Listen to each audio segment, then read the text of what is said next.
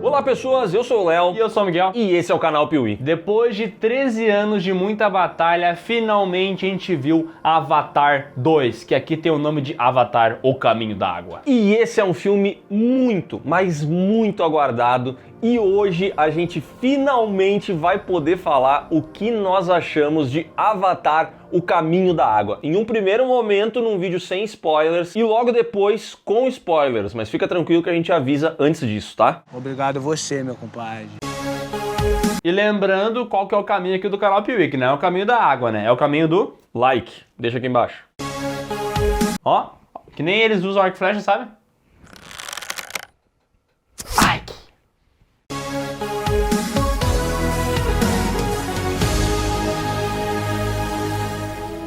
O primeiro Avatar é a maior bilheteria de todos os tempos, mas ele sempre enfrentou um problema ali para as pessoas porque ele era um filme lindo, maravilhoso, estonteante, mas quando tu ia para a história, parecia muito com coisas que a gente já tinha visto antes. As pessoas acusavam de cópia, falavam que era igual Pocahontas. Então esse filme sempre sofreu um pouco esse estigma de que ele era bonito, só que não tinha história. Gostosa e burra, do jeito que eu gosto. Só que o sucesso do filme é inegável, então eles anunciaram uma sequência, e não só uma, mas com uma porrada de sequências. E a gente começou a ficar interessado, tá, mas o que eles vão fazer agora? Como é que eles vão apresentar mais personagens nesse mundo? Pra onde é que a história vai? Então o meu maior medo com Avatar, O Caminho da Água, era saber se esse filme ia ser novamente só um filme bonito, ou se ele ia ter uma história pra contar. E felizmente, ele tem uma história pra contar. Ela é complexa, ela é perfeita, longe disso, mas pelo menos eles conseguiram criar ali um motivo, né? Eu acho que essa foi uma bela vitória. Cara, eu vou dizer uma coisa, tá? Que cineasta que é o James Cameron. O primeiro Avatar, ele foi lançado lá em 2009 e ele ficou com essa história de que Avatar 2 tá chegando. Tá chegando, é ano que vem, é daqui a 2 anos. E é adiado, e é adiado, e é adiado. Só mais 72 horas! E com tudo isso, essa sequência de Avatar passou por momentos de muito hype, em que o mundo inteiro tava empolgado. Ela também passou por momentos de muita descrença, em que ninguém, inclusive nós,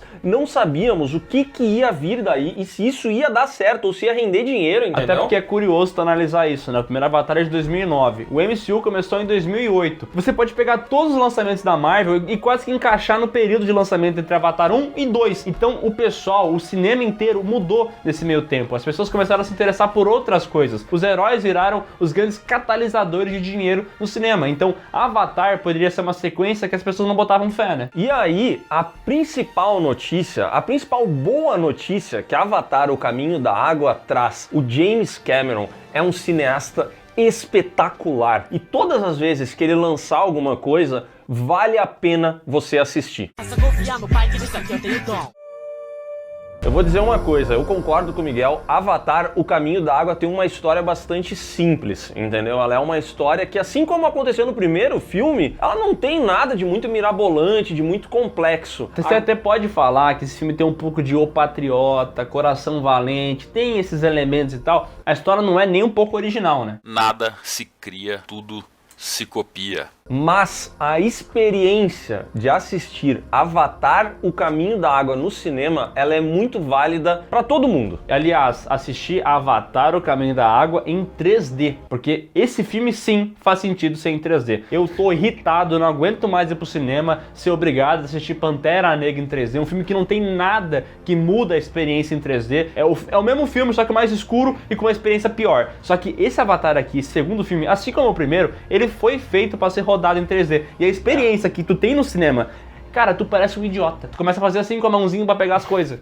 Eu tenho um probleminha. Cara, esse aqui é o segundo filme que eu assisti em toda a minha vida que vale a pena ser assistido em 3D. Esse filme aqui, ele exige uma experiência boa dentro do cinema 3D, porque mais uma vez o James Cameron pensa todo o filme para que ele realmente tenha muitos planos e ele consiga utilizar essa profundidade do 3D a favor da narrativa. Então tem muitos momentos em que a imersão que a gente tem em Pandora, que é um universo muito legal, ela acaba sendo expandida por conta do 3D. É um uso impressionante. Isso é incrível, Deus é maravilhoso. E é curioso ver como é que funciona a cabeça do James Cameron, né? Como a gente comentou, lá em 1990 ele fez um filmezinho que eles passavam num parque de diversão sobre Exterminador do Futuro, que era não uma história, mas sim uma experiência. E cara, Avatar 2, O Caminho da Água, é praticamente isso. Ele dá uma sacrificada na história em prol da experiência. O que esse homem quer que você faça no cinema é ficar deslumbrado. E esse filme é muito efetivo nisso. Só que a gente tem que ser sincero, que a história, como a gente falou, é muito simples. Se você começa a reparar nela, você começa a pegar alguns pequenos furos. Por exemplo, a motivação do vilão do filme. Ele tá aqui, a gente não quer dar spoilers primeiramente sobre quem ele é, mas a motivação dele é só vingança. I will have my revenge! Aí você pega e repara que tem toda uma humanidade em volta, tem toda uma civilização por trás disso tudo, mas a motivação é muito rasa, né? Que pena. E esse filme explora muito Pandora. Ele expande esse universo de uma maneira linda, porque remete muito ao nosso planeta. A gente percebe que existem sim várias civilizações e elas têm as suas próprias diferenças. Agora, uma coisa que ele não explora tanto e que talvez resolvesse boa parte disso é a própria humanidade, é a Terra, pra gente conseguir entender o que está acontecendo lá e não parecer que os humanos estão restritos a um pequeno grupo dentro de uma sala de comando, porque às vezes é isso que parece aqui, sabe? E exatamente por isso, às vezes faz uma pessoa estar assistindo o filme e pensar, tá, mas se os humanos têm todo o poderio que eles têm, por que eles não tacam uma bomba nesse planeta aí e acabam com tudo? Eu não quero! E o problema é que não tem essa resposta no filme, não explica por que os humanos não fazem isso. Se eles tivessem trabalhado alguns conceitos, por exemplo, a imprensa está condenando o que eles estão fazendo nesse planeta, eles condenam esse ataque aos nativos, mas não fala isso, só fala que tem uns engravatados procurando um certo minério, e aqui nesse filme é uma outra parada, e ponto, é isso. E olha como são vários conceitos. O primeiro filme é o Nobitânio, aqueles cargos pro Nobitânio. Aqui fala que o conceito que eles estão procurando é o planeta Terra está morrendo. Aí essa é a ideia que eles querem um novo lugar. Mas ao mesmo tempo não é só isso, também é aquele negocinho que faz a pessoa viver mais. São vários elementinhos que eles jogam e não aprofundam nenhum deles. Que tristeza. Inclusive, o Nobitânio, que era lá o elemento muito importante do primeiro filme, que a humanidade estava atrás dele e tal, aqui ele é deixado de lado. E a gente parte para um outro objeto de desejo, uma outra coisa que vai existir em Pandora, que os humanos também querem. Além desse negócio, eles também comentam muito brevemente a seguinte frase: o planeta Terra está morrendo. Do que ele tá morrendo? O que tá acontecendo? Ninguém sabe, ninguém fala. Só essa informação largada aí. Foda-se. E tudo isso provavelmente seria resolvido se tivessem dado um pequeno espaço para a Terra no meio de todo esse filme, tá? Eu acho que essa é uma coisa que realmente faltou. Uma coisa que eu vejo como muito positiva do roteiro aqui é que agora a gente tem personagens mais interessantes do que os do primeiro filme. Particularmente, eu sempre achei o Jake Sully um protagonista extremamente esquecível, aprisionado em uma história genérica. Felizmente, aqui nesse filme, agora tendo uma família, agora mais habituado a Pandora, a gente vai ver ele como um pai e ele acaba ganhando algumas camadas, mas fato é que pra mim o que mais importa e o que mais interessa do filme é que os personagens que são os filhos do Jake Sully são mais interessantes do que ele e do que a Neytiri também. A Neytiri, ela é completamente escanteada nesse filme, ela não faz quase nada, ela só dá uns acessos de maluquice nela e ponto. O filme realmente foca bastante nos filhos do Jake Sully. E são personagens interessantes, mesmo que não sejam humanos e que não sejam tão diferentes entre si, porque eles têm,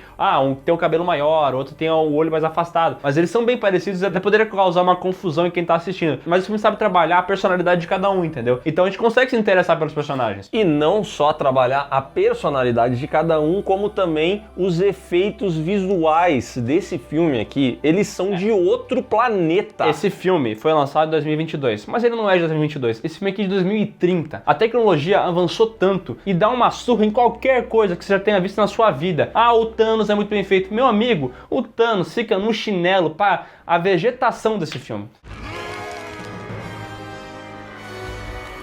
Esse filme aqui é um nível de esculacho CGI. A gente entende que ele custou 400 e tantos bilhões, porque justamente é um filme muito caro, né? Mas assim, cara, ele é de outro patamar. Na parte técnica, não sei nem o que falar, velho. Esse filme é realmente muito bonito. Ele vai te impressionar em vários momentos. Quando a gente vê os navios saindo da água, quando a gente vê as cenas subaquáticas, porque o James Cameron, ele é um cara apaixonado pelo oceano. Faz muitos anos que ele faz explorações subaquáticas, que ele desenvolve novas tecnologias para isso, e quando a gente assiste a esse filme aqui, e quando a gente vê imagens de como ele foi feito, alguns momentos os atores em um fundo azul com um monte de água em volta. Cara, é inexplicável como eles chegaram nesse resultado. É realmente muito impressionante. É um filme muito lindo e que você precisa assistir no cinema em 3D, justamente por conta daquilo que a gente comentou. O James Cameron pensou ele para ser uma experiência totalmente imersiva e que faz muito uso do 3D. Se você não assistir ele dessa maneira, com certeza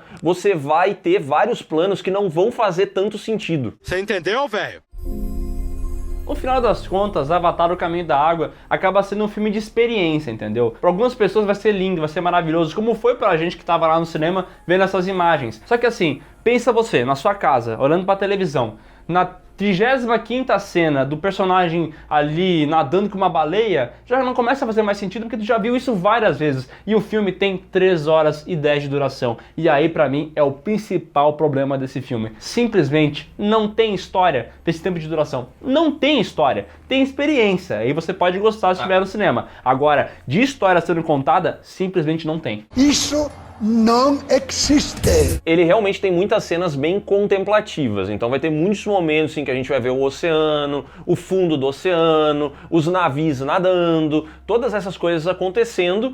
E se você assistir isso na sua casa, com certeza você vai se incomodar, porque são várias vezes, não tinha necessidade de todas elas, mas eu entendo que o James Cameron queria prezar por essa experiência. Então, para quem tá no cinema, assistindo em 3D, eu acredito que vai fazer sentido. Para quem não tá, não vai fazer sentido nenhum, porque realmente o filme é bem longo para uma história tão simples quanto a que ele tem. No final das contas, Avatar 2 cumpre aquilo que promete. Ele é um filme experiência e ele é um filme estupidamente bem feito. O roteiro é muito simples, mas ele é funcional. A duração é um grande problema realmente, porque você acaba às vezes se perdendo na história, porque você fica olhando as coisas bonitas e esquece do que está acontecendo no filme. Então ele não é um filme perfeito, ele não tem aquele roteiro amarradinho como a gente pode ver no filme Top Gun Maverick, por exemplo, que é outro filme que tem um roteiro simples, mas muito bem feitinho. Então Avatar: O Caminho da Água foi uma experiência absurda no cinema. Eu realmente achava que ele ia ser lindo e ele conseguiu ser mais lindo ainda. Então assim, levando em consideração alguns problemas de roteiro, mas também levando muito em consideração a qualidade técnica desse filme, pra mim ele é uma nota 7,5. É só isso. Eu vou dizer uma coisa, tá? Eu saí do cinema muito feliz, porque apesar de esse filme ter vários probleminhas, de eu achar que ele realmente foi mais longo do que ele deveria ser, eu fui surpreendido pela experiência como um todo. Eu achei impressionante a entrega, a parte visual do filme, mas quando a gente fala visual também, às vezes isso soa como um demérito, sabe? Parece que é uma casca bonita sem nenhuma substância dentro. Eu acho que ele tem sim a sua substância, eu acho que o James Cameron é um excelente diretor, eu gosto muito da maneira como ele dirige o filme, as cenas de ação, me agrada muito a forma inventiva com que ele consegue colocar a câmera na floresta, com que ele consegue explorar o fundo do oceano e como ele faz bem o uso do 3D. Inclusive eu sou a favor da criação da lei James Cameron, que só permite que esse cara faça filme em 3D. Porque assim como o Miguel, eu não aguento mais assistir filme em 3D, que não muda nada estar em 3D ou 2D. Tá ótimo. Nota, Léo, nota, vai. Dito isso, eu vou ser generoso com o filme, tá? Mas não tanto, porque eu acho que ele não é um 8, mas eu vou dar um 7,8. Pô! Ah, daí virou É que o 7,5 é a razão, o 8 é a emoção. E eu juntei as duas coisas. Então é 7,75. Pode ser. E largar a mão de ser besta. E só um detalhe, tá? Independente da nota que você vê as pessoas dando, seja um 2 ou seja um 10, vai assistir no cinema esse filme. Ele precisa ser assistido no cinema, não deixa de fazer isso. E agora pequenos spoilers sobre a trama, e realmente muito pequenos, que é só uma parada que eu comentei ali sobre a motivação do vilão. Aqui o vilão do filme é o mesmo vilão do primeiro filme, aquele coronel americano, genérico, que fica metendo o dedo na cara e tal. O ator que faz ele é muito competente, ele realmente é um cara insuportável. E aqui ele volta como um avatar agora, porque fizeram um corpo pra ele, e ele consegue entrar nesse corpo e meio que voltar à vida, entre aspas. E aqui ele tem um filho também, que é um humano que ficou lá em Pandora, que não conseguiu ficar na câmara de criogenia, e ele acaba vivendo junto com os nativos. Esse personagem aqui, a motivação dele é matar o Jake Sully. E deu. É só isso. I will have my revenge. E não faz sentido nenhum na minha cabeça um negócio desse. O cara tá falando de uma humanidade que tá viajando planetas para buscar um minério ou um líquido ou qualquer outra coisa, um novo lar para viver, que é importantíssimo. Mas não, a motivação do vilão é matar um cara, velho. Pedro, cara! E aí que faltou muito explorar a Terra. A gente precisa ver que humanidade é essa, entendeu? Porque os humanos são muito poderosos, eles têm muitas máquinas, e de que maneira que esses humanos tão poderosos e tão engenhosos estão colocando tanto esforço em um cidadão que está em busca de vingança? Cadê o planejamento dessas pessoas? Cadê a busca pelo Nobitânio? Cadê tudo isso, entendeu? O que virou? Às vezes esse filme faz com que pareça que a humanidade é um grupo de 50 pessoas dentro de uma sala de comando com várias tecnologias. Comandadas pelo Elon Musk. Comandadas por um cara que eu vou dizer que casting errado daquele malandro, hein? Me perdoa! Uma parada que eu até comentei, mas que eu acho que foi um acréscimo muito interessante pro filme, foi a personagem da Sigourney Weaver, mas não a mesma do primeiro filme, e sim a Kiri, uma das filhas ali do Jake Sully. Essa personagem, pra mim, ela tem muito mais carisma do que os outros dois personagens do primeiro filme. Eu achei interessante o arco dela, acho que ele não foi tão explorado, porque o James Cameron deve estar pensando em alguma coisa muito grande pra essa personagem nas continuações. Isso é um problema até que a gente comentou, que tipo assim, isso aqui é o Avatar 2 e ele tá planejando 5 filmes, então parece que ele tinha roteiro, talvez ele tinha história no bolso pra contar, mas ele não podia botar tudo aqui porque tem que fazer mais 3, né? Tem que fazer mais 3. Eu espero que essa personagem cresça ainda mais. Eu gostaria de ver mais de Pandora. A gente já viu, Pandora é muito grande, mas eu quero ter uma dimensão exata do tamanho disso. Quero ver outros povos. Gostei muito da variação dos Na'vi, porque é legal, é uma coisa que se assemelha a gente aqui, entendeu? Nós somos de uma maneira, especialmente no visual, os asiáticos são de outra, enfim, conforme a gente vai viajando pelo mundo, a gente vai vendo pessoas diferentes. E isso é muito legal de ver no universo de Pandora. Espero que seja mais explorado, espero que a Terra seja mais explorada e que a Kiri ganhe cada vez mais relevância. Não se preocupa que daqui 10 anos a gente tem Avatar 3. Yes! Ó, esse filme aqui, velho, é que nem a gente já falou, é uma experiência incrível, tem que ver no cinema, porque esse é o jeito que você vai ver o filme e vai ter como gostar. Porque realmente, se você vê em casa 3 horas de duração, com história pra 1h30, aí você vai se incomodar. Então vai pro cinema ver esse filme que daí você pode gostar. Então é isso, pessoal. Se você gostou desse vídeo, dá um like aqui embaixo, se inscreve no canal, marca o sininho, comenta aqui embaixo o que você achou desse filme. Você já viu ou não viu, ainda tá empolgado? Comenta! E não se esquece de conferir aqui na descrição do vídeo os links para as nossas redes sociais e também para o PeeWeeCast, o podcast do canal Piuí, que vai ter um episódio especial sobre Avatar, o Caminho da Água e a carreira do James Cameron.